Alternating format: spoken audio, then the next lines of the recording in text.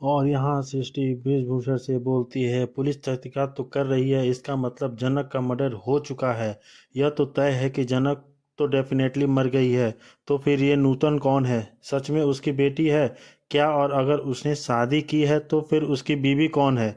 और वह कहाँ था इतने सालों से गायब? हम तो यही सोचते रह गए कि वह मर चुका है, और अचानक से हमें पता चलता है कि हाँ, जो हम जो करना चाहते थे उसमें हम नाकाम हो गए हैं। और उसकी ज़िंदगी बहुत शालीनता भरी है, और वो हमसे बहुत सब कुछ हमारा छीनना चाहता है। हमारे दिमाग में क्या गुजर रही है तुम समझ सकती हो? वो कहाँ रहते हैं? हमने ऑर्गेनाइजर से पता करने की बहुत कोशिश की, लेकिन उन्होंने ऐसे बेवफा की तरह बताया कि हमें कुछ मालूम ही नहीं चला। उसने मिल ही नहीं पाई सकती, लेकिन हमने पता किया कि वो कुछ और दिन शहर में रहने वाला है। सृष्टि, चांद और सूरज एक जगह एक ही समय एक साथ नहीं रह सकते। अगर उसे जाना है तो हमें रहना होगा, और अगर हमें रहना है तो उसे जाना होगा। सृष्टि, उसे जाना होगा। जाना तो आपको ही पड़ेगा गुरुजी। और अब सृष्टि शायद हवा का रुख ही बदल देना चाहती है। अब अचानक उसे वो बृजभूषण का वापस मेहरबान होना है, वरना वो तो बहुत बड़ा तमाशा खड़ा कर देगा। उर्वशी के जिंदगी का सच अगर बाहर आया न, तो हम ये से कोई नहीं बचेगा। उर्वशी के साथ उनका रिश्ता था, लेकिन जाने से पहले उर्वशी को यह भी पता नहीं चला कि उससे जिससे वह अपनी भी जान से ज़्यादा प्यार करती थी, और जो उर्वशी को भी अपनी जान से ज़्यादा प्यार करता था, वह प्यार अटूट है, और वह इंसान भी अटूट है। और उनके बदले में उर्वशी जिस इंसान से मिली वो कुलभूषण है। कहना क्या चाहती हो तुम? क्यों आप कुलभूषण हैं भूल गए अब? पर अब यह गुरुजी चौंक रहे हैं। आखिर अब अचानक सृष्टि को उसे बैर क्यों होना है? और अगर अब क्या मकसद है उसका? बृजभूषण गुरुजी का नाम बहुत अच्छी तरह से आपने इस्तेमाल किया है, बहुत अच्छी ज़िंदगी जी ली आपने, जिसे कि वह पता नहीं, लेकिन मुझे पता है। बस मुझे यह पता था कि बृजभूषण जी आज भी जिंदा हैं। अब पता चल गया ना, तो कुछ नहीं, लेकिन हाँ कुछ सच है जो सवाल करने पर मजबूर करते हैं।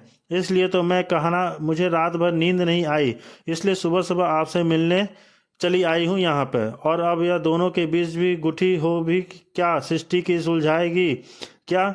कल का सच उसके सामने इस कदर खड़ा है। अब आपका यहाँ रहना बहुत रिस्की है गुरुजी। हाँ, यहाँ हमारा रहना रिस्की है, लेकिन साथ ही साथ तुम्हारा भी तो रहना रिस्की है।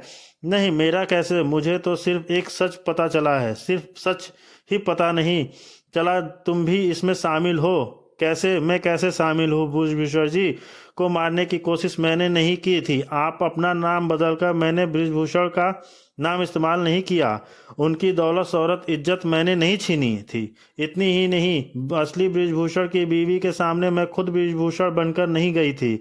और अब एक एक बाद एक सच सामने उगलती है सृष्टि, वह सच जिसे शायद सुनना पसंद नहीं आज है इस गुरु जी को, जो कभी अपने क्षेत्र में महारत हासिल नहीं किए, बस नाम की ही चादर ओढ़कर बैठ गए थे।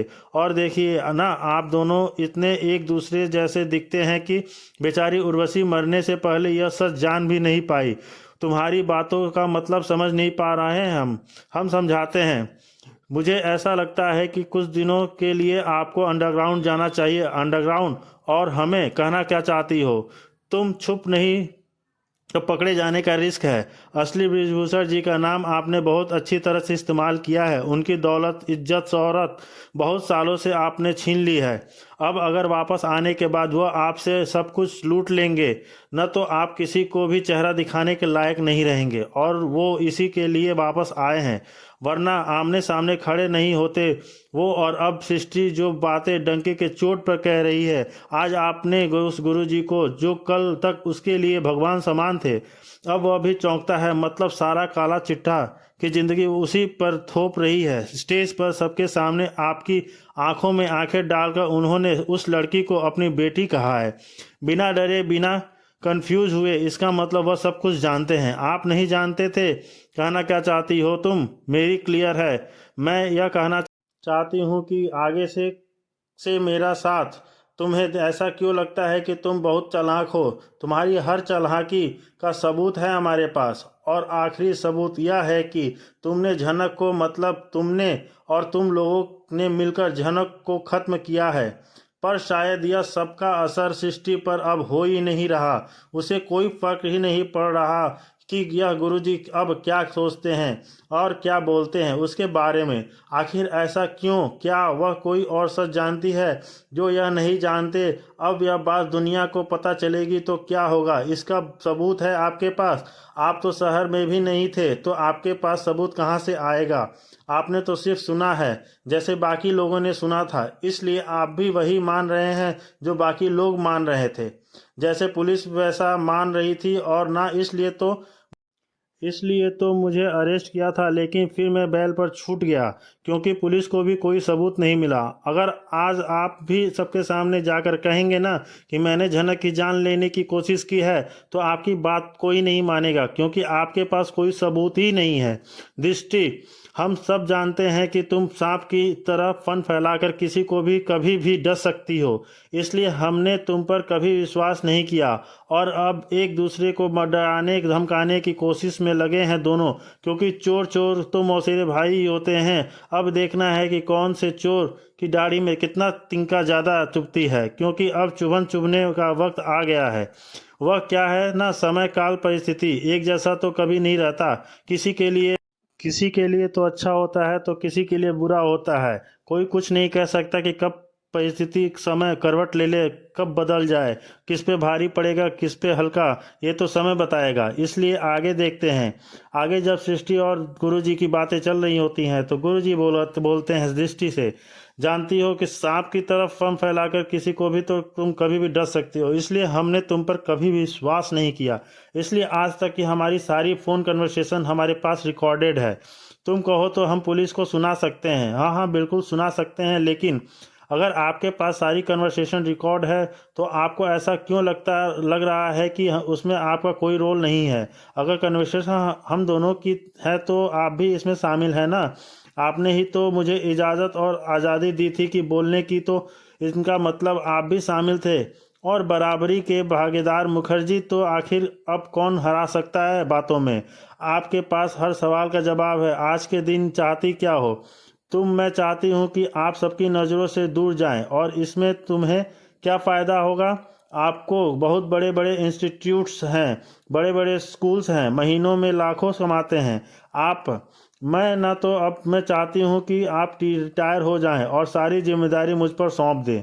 सोच लीजिए ब्रिजभूषण जी, ये स्कूल आपसे मिलती है, मुझसे नहीं। और अब एक और फांसा फेंके हैं सृष्टि उसके सामने, जिसे किसी और के नाम और रुतबे में जीने की आदत बन गई है। तो क्या यह मोह त्याग पाएंगे सृष्टि के गुरुजी? और अगर वह वापस आ गए तो पूरी तैयारी के साथ वापस आ जाएंगे। तैयारी आपसे मुकाबला करने के, उनके ज़िंदगी का हर एक झूठ वो अब चैलेंज करेंगे। इसका मतलब तुम इस लड़ाई में हमारा साथ नहीं दोगी?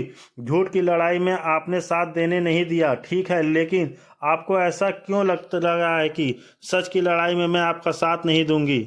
हाँ, तुम तो बहुत ईमानदार हो, यही चेहरा दिखाने आई हो हमें। नहीं नहीं, क्या मैं ना गुरुजी, अब मैं बूढ़ी हो रही हूँ तो आगे से अब मैं सिर्फ सच के रास्ते पर चलना चाहती हूँ। अगर यह नूतन इस डांस की दुनिया में अपना नाम कमाने आई है ना, तो हम तो कई और हकीकत भी सामने आ रही हैं। सृष्टि से ब्रिजभूषण उर्फ कुलभूषण के बारे में सृष्टि मुखर्जी और अर्शी मुखर्जी अभी उसके सामने जीत गई नहीं पाएंगे, और इसका सबूत मुझे मिल गया है। तो अब यह उस नूतन का आगे क्या करना है, यह तो मुझे सोचना ही पड़ेगा। कुछ और बोलना है तुम्हें? नहीं, फिलहाल तो मुझे ऐसा लग रहा है कि आप बच जाएंगे। हाँ, लेकिन अगर आप यहाँ से चले गए तो मैं कड़े मुर्दे नहीं उखाड़ूंगी। अगर आप नहीं गए तो बुरी तरह से